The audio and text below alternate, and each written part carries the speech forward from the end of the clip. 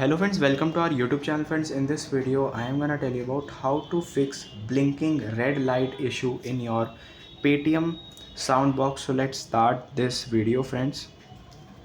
So friends, if this red light problems occurring, you have to check your battery also. If it is not charged, you have to charge with this Paytm original charger.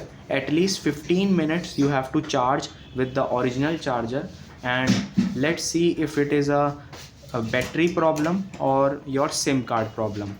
Let's charge it, and then here it is the type C port.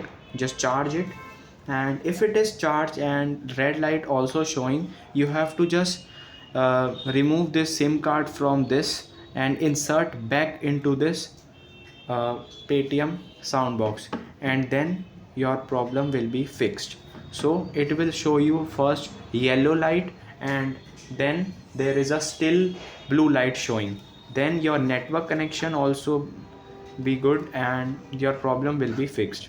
I hope you like this video. If you like this video, then subscribe to our YouTube channel for more helpful tips and tricks videos. See you next time.